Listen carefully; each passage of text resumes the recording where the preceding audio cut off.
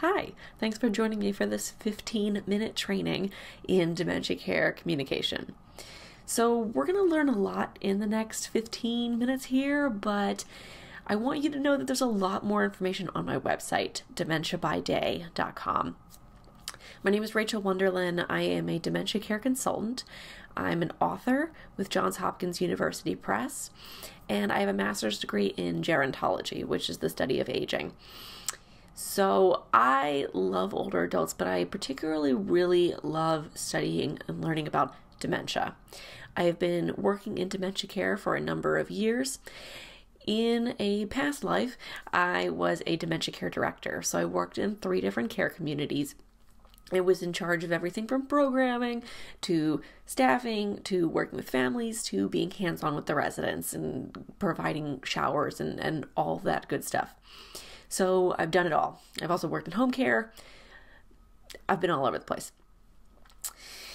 My book is all about moving somebody to a care community, and most of my experience is working hands-on with residents or clients, so like groups of people living with dementia. And I've learned a lot about dementia care communication. So I'm going to give you a few tangible tips today that you can use immediately. That's my goal. Giving you stuff that is useful and not just like the DVDs that you've watched about what is dementia, because that's not really going to help you that much. Okay, diving in. I teach something called embracing their reality. You've probably not heard that before unless you have read my blog. Otherwise, you probably haven't heard that. Most places teach something called like redirection or distraction. I've also heard about the validation method. So when I first started working in dementia care, I learned to redirect people, distract people, or validate them. Here's the problem. None of these really get the job done. And I'll give you an example. I learned to never lie to someone living with dementia, and that was the whole thing about validation. You don't lie. I thought, okay, I can do that. So working in my first care community, I vividly remember having this one resident, Eileen, and we could not get Eileen off of this bus. She'd gotten back from her doctor's appointment and she was like, hell no, I'm staying on this bus. It's taking me to my house.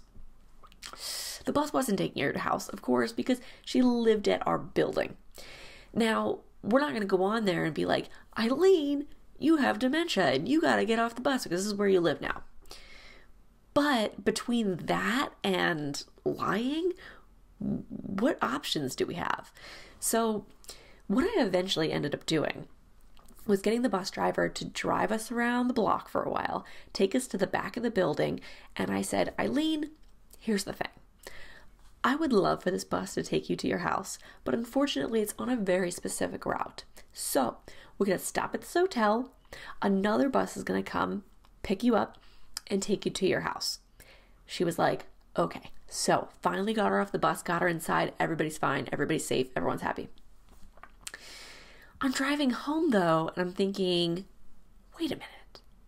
If I did that right, and I'm pretty sure I did because it worked, then technically I lied to her. But if I lied to her, then what does that mean? Does that mean I did this wrong? So I really started processing this, and I realized when we tell people not to lie to someone with dementia, we're kind of inviting them into this really black and white area. Dementia care, and I'm sure you all well know, dementia care is very much a gray area.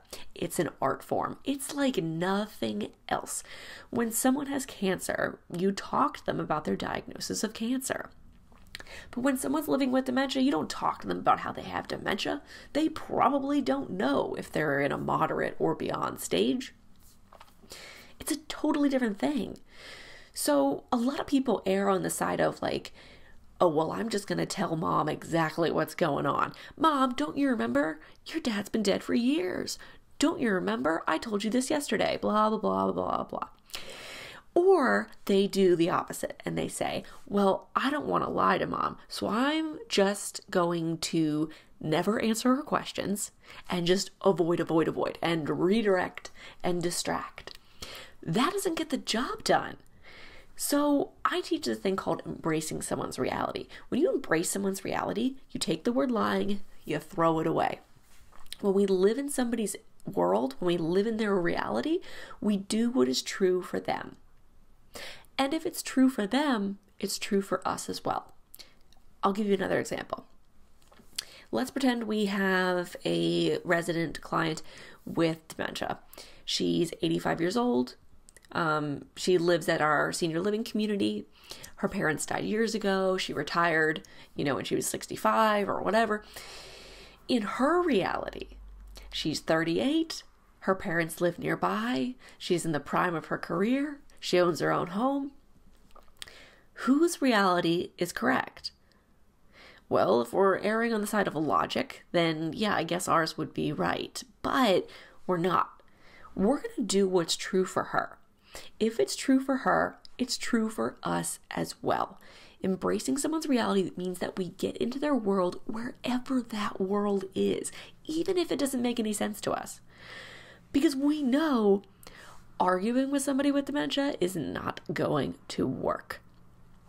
We never want to use logic to convince somebody with dementia of something. For example, if we're trying to convince her that her parents died, we're not going to go find their obituary and be like, look, look, look. Or my personal favorite, actually least favorite, technically speaking, is when a family takes a person with dementia to the cemetery to prove to them who's dead.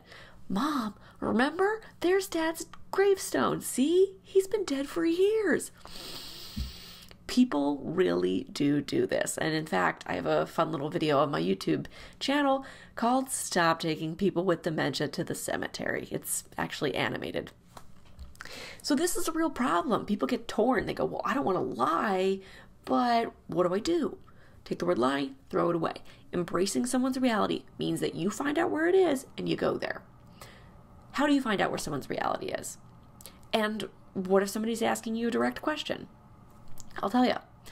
If someone living with dementia is asking you a direct question, such as, where's my dad? And you're like, okay, well, we can probably do the math, right? That person's father's probably not with us anymore if they're, your resident's 95 years old. But we're not going to make anybody do any math. Well, you were born in 1938 and it's 2019 or whatever. Like, don't make anybody do any math, okay? And try to figure it out that their parents are dead. No. What we're going to do instead is we're going to go to their reality, whatever that means to them. So when they're saying, where's my dad? You are going to answer that question with a question. You're going to say, where do you think he is? Try it if you don't believe me. Ask, where do you think he is? And guess what? They probably have an answer. A lot of times someone living with dementia has an answer. They just want you to say it to them. They want you to confirm the answer. This works because this way you don't paint yourself into a corner. Because what if they said, where's my husband? And you said, I think he's at work. And then they say, well, my husband's not at work because he's on disability insurance. Oops. You just painted yourself into a corner, didn't you? Now what do? You're backtracking, you're trying to get out of it. Instead, figure out where that reality is and then go there. I don't know, where do you think he is? Oh, I guess he's at work. That sounds about right. He's probably at work. Where do you think he is? Oh, I guess he passed away. That sounds about right. He probably passed away. Where do you think he is? I don't know. Maybe he's at the store. That sounds about right. He's probably at the store. And then 20 minutes later when they're like, hey, where's my husband or whoever? You're going to say, I think you told me earlier that he's blah, blah, blah. Whatever they said is the right answer. Completely takes you off the hook. You don't have to come up with anything. You don't have to make anything up. And let me be clear. When I say take the word lying and throw it away, I'm not giving you permission to make up something crazy, right? So when they're like, where's mom? You're not going to be like, oh, she's training for a NASA mission, so she's probably in a space shuttle, like somewhere launching off into space. Like, you're not doing anything crazy. I mean, unless maybe their mother did work for NASA. But you're going to find out where that person's reality is, and you're going to go there. If you don't find out where their reality is, you can't go. I'll give you another example. My favorite resident I've ever had is a lady named Dot. And Dot would tell me pretty much every day how much she missed her husband. As time went on, though, Dot began telling me how she was excited to go home for the day because her husband was going to be there and they were going to go out to dinner. As time went on, her reality began to shift. And it was not my job to go, Dot, you told me the other day he was dead, right? Why are we doing that? No, we're going to go where that reality is. Cool. Where are y'all going out to dinner? Where are you going to go eat? It's as simple as that. But you can't really go to somebody's reality unless you know where it is. It's kind of like getting in the car. You need a map or a GPS, or somebody needs to know where you're going.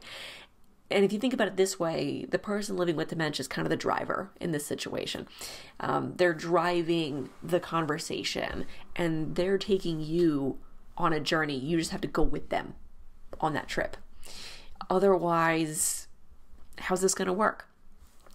So embracing someone's reality is all about going to their spot and not trying to drag them back to our reality. Because a lot of times people will think, oh, well, if I just tell my loved one, enough times, they'll remember. I've had people say this to me.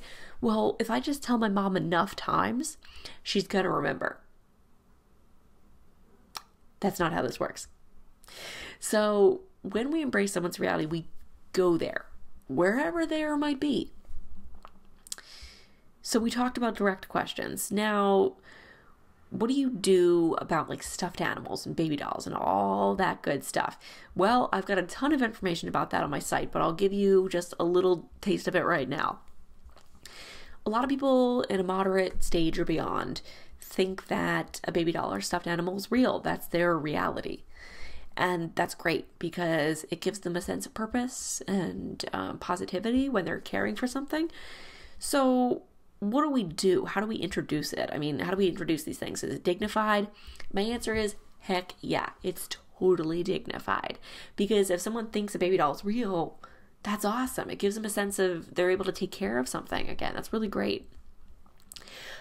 But we don't want to paint ourselves into a corner when we're introducing the stuffed animal or baby doll, right? We don't want to be like, look at this baby, and have them be like, that's a doll.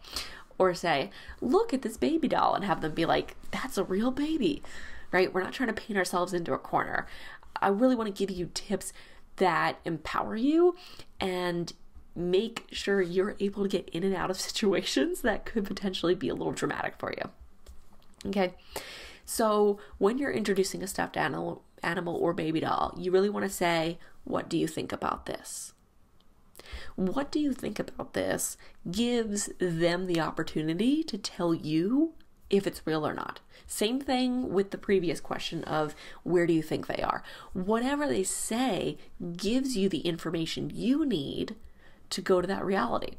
So if they say, oh, a baby doll, you can say, yep, I just thought it was cute and picked one up recently for my daughter, or whatever. Or if they say, oh, a baby, you're going to say, yeah, it's a baby, right? So wherever that reality is, this gives you an opportunity to go over there. You need that map. And remember that dementia care is very much an art form. It takes patience, it takes time to learn and to get better at. You're gonna make mistakes. I still do sometimes with this care communication. But overall, we want to make sure that we give ourselves the time to learn these skills, and we're patient with ourselves as well as the people we're working with who actually have dementia, because it's an art form. It's a gray area, and for us to be able to live in that gray area, we have to have the skills and the ability to embrace someone's reality to go there. So I hope you learned something in this little 15-minute session, and I really encourage you to check out my site, RachelWonderlin.com or DementiaByDay.com. They'll pretty much take you to the same place. Sign up for some emails, and you can really get my free information on a regular basis. And feel free to shoot me an email if you have any questions. Thanks for tuning in, and I really hope that I gave you some tangible tips you can take home with you today.